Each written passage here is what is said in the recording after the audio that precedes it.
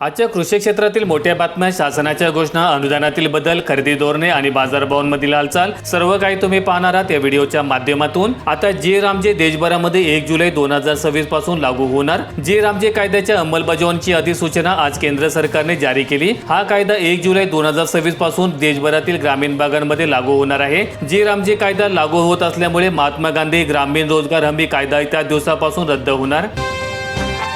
Digital 7/12 नोंदणीमध्ये गैरप्रकार करणाऱ्यांची गय नाही, मंत्री बावनकुळे यांचा अधिकाऱ्यांना इशारा। राज्यातील डिजिटल 7/12 नोंदणी करताना त्यात गंभीर चुका करून मालक बदलणाऱ्या अधिकाऱ्यांची गय करणार नाही, असा इशारा महसूल मंत्री चंद्रशेखर बावनकुळे यांनी दिलाय।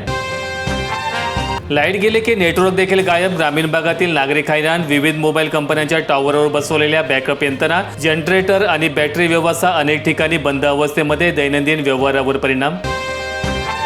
शेतकरी कर्जमाफीचा निर्णय मे अखेर, राज्य सरकारची तयारी सुरू। 35 लाख शेतकऱ्यांना लाभ, नियमित कर्जफेड करणाऱ्यांना 50,000 रुपयांचं अनुदान मिळणार। सहकार विभागाने राज्यातील कर्जमाफीसाठी पात्र शेतकऱ्यांची संपूर्ण आणि सविस्तर यादी राज्य सरकारकडे सोपवली। मे महिन्याच्या अखेरीमध्ये होणाऱ्या मंत्रिमंडळ बैठकीमध्ये महायुती सरकारच्या कर्जमाफीच्या निर्णयावर शिक्कामोर्तब केलं जाणार आहे।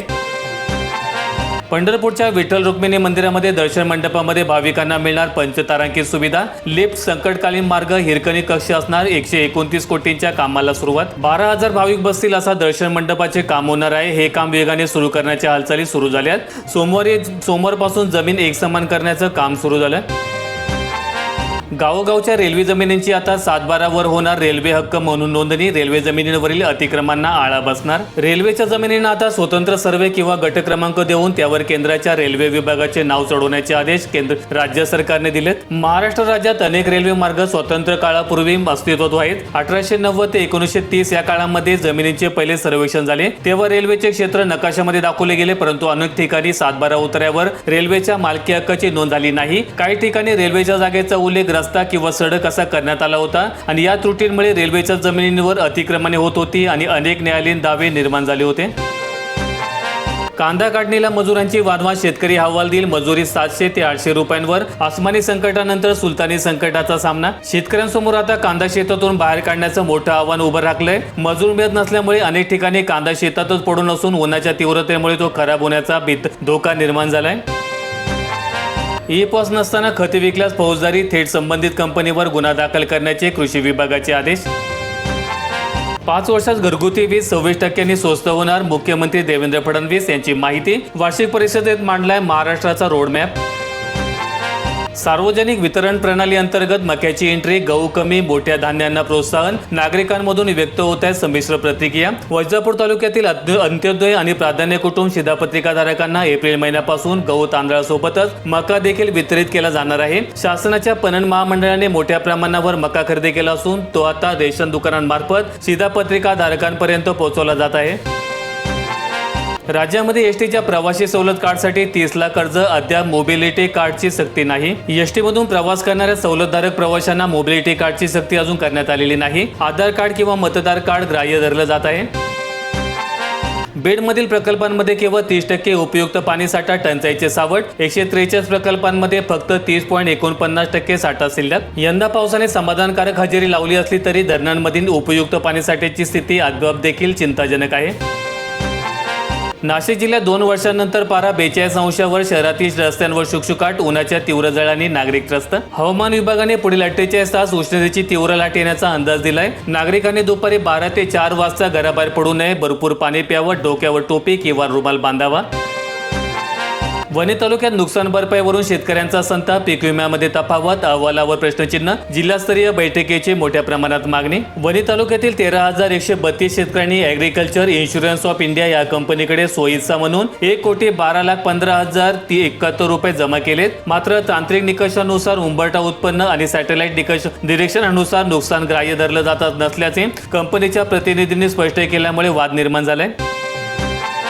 आता देशभरातील सोन्याचा साठा वापरात काढण्याची संधी, पंतप्रधानांच्या आव्हानानंतरही सुवर्णनगरीमध्ये खरेदीचा उत्साह, लग्न सराईमुळे उलाढाल कायम। देशहितासाठी सोने आणि इंधन खरेदी यात काटकसर करण्याचं आवाहन पंतप्रधान नरेंद्र मोदी यांनी 10 मे रोजी केलं आणि त्यानंतर 11 मे रोजी सुवर्ण बाजारात फारसा परिणाम जाणवला नाही।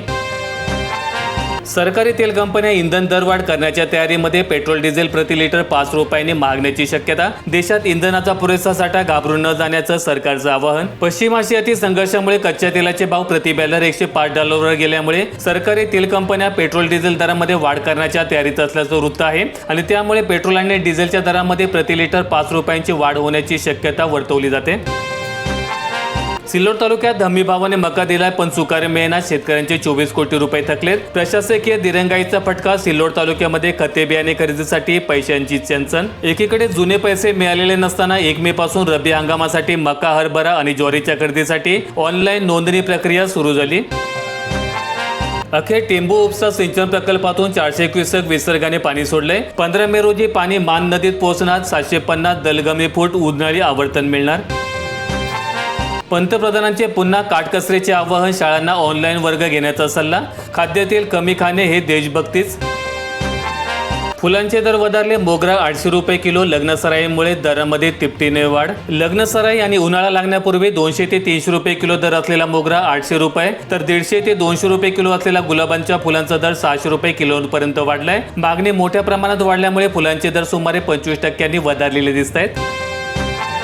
मोदींच्या भाषणानंतर सोनं 1600 रुपयांनी महाग. चांदी 2 महिन्यांच्या उच्चांकावर. नरेंद्र मोदी यांनी सोनं आणि सोने खरेदीच्या आव्हानानंतर देशातील सराफा बाजारात सोन्या चांदीचे भाव अचानक वाढलेत. चांदी आज 2 महिन्यानंतर तब्बल 15,000 रुपयांनी महागली. शासनाची हरभरा खरेदी 2 दिवसात बंद. 40% शेतकऱ्यांचा माल अजूनही घरातच. यंदा हरभऱ्याचं उत्पादन समाधानकारक झालं असतानाही शासनाकडून खरेदीचे उद्दिष्ट अत्यल्प ठेवल्यामुळे शेतकऱ्यांमध्ये तीव्र नाराजी व्यक्त होताना दिसली. परिणामी नरखेड तालुक्यातील सुमारे 40% शेतकऱ्यांचा हरभरा अजूनही घरातच पडून आहे. तालुक्यातील 500हून अधिक नोंदणीकृत शेतकऱ्यांना आता हरभरा खासगी व्यापाऱ्यांना विकण्याची वेळ आली. त्यामुळे त्यांना मोठं आर्थिक नुकसान सहन करावं लागणार आहे. इंधनाचा तुटवडा नाही. तेल संकटाच्या पार्श्वभूमीवर सरकारचा देशाला दिलासा. केंद्र सरकारने सोमवारी देशवासियांना मोठा दिलासा दिलाय. भारतात पेट्रोल, डिझेल आणि LPGचा कोणताही तुटवडा नाही असं सरकारने स्पष्ट केलंय. लातूर जिल्ह्यात एसटी महामंडळामध्ये डिझेल तुटवडा. बस सेवा विस्कळीत. प्रवासी हैराण. अनेक बस 2 ते 3 तासांनी उशिरा. अनेक बस निर्धारित वेळेपेक्षा तब्बल 2 तास उशिराने धावत असल्यामुळे प्रवाशांना मोठा मनस्ताप सहन करावा लागतोय. डिझेल उपलब्धतेच्या समस्येमुळे जिल्ह्यातील अनेक मार्गांवरील बसचे वेळापत्रक पूर्णपणे कोलमडलं असून ग्रामीण भागातील प्रवाशांची गैरसोय मोठ्या प्रमाणात वाढली आहे. पुरंदर शेतकऱ्यांमध्ये शेतकऱ्यांमध्ये नाराजी. कर्जमाफीपासून प्रकल्प बाधित. राहणार वंचित. जमिनीच्या मोबदल्याआधी कर्जफेडची अट. आंतरराष्ट्रीय विमानतळाच्या भूसंपादन प्रक्रियेसाठी शेतकऱ्यांची संमती घेऊन त्यांच्या बँक खात्यावर थेट पैसे पाठवण्यास सुरुवात केली आणि त्यामुळे सर्वत्र वेगवेगळ्या कल्पना आखाडे मांडण्यास सुरुवात झाली आहे. मात्र या सर्व प्रक्रियेमध्ये प्रकल्प बाधित शेतकरी शासनाच्या कर्जमाफीपासून वंचित होताना दिसत आहेत. लेक लाडकी योजनेद्वारे सोलापूर जिल्ह्यातील 15,000 मुली लखपती होणार. लेक लाडकी योजनेअंतर्गत पिवळ्या केशरी शिधापत्रिकाधारक कुटुंबामध्ये 1 एप्रिल 2023 नंतर ज्या मुलींचा जन्म झालाय अशा मुलींनी लेक लाडकी योजनेसाठी अर्ज केल्यास प्रारंभी 5,000 रुपये, इयत्ता पहिलीमध्ये गेल्यानंतर 6,000 रुपये, 6वीत गेल्यावर 7,000 रुपये तर 11वीत 8,000 रुपये तर मुलीचं वय 18 वर्ष पूर्ण झाल्यानंतर तिला 75,000 रुपये याप्रमाणे एकूण 1,01,000 रुपये रक्कम देण्यात येणार आहे. व्हिडिओ आवडला असेल तर लाईक ठोका, शेअर करा आणि अशा दैनंदिन शेतकरी बातम्या अपडेट्स मिळवण्यासाठी सबस्क्राईब करून बेल आयकॉनचं बटन दाबा.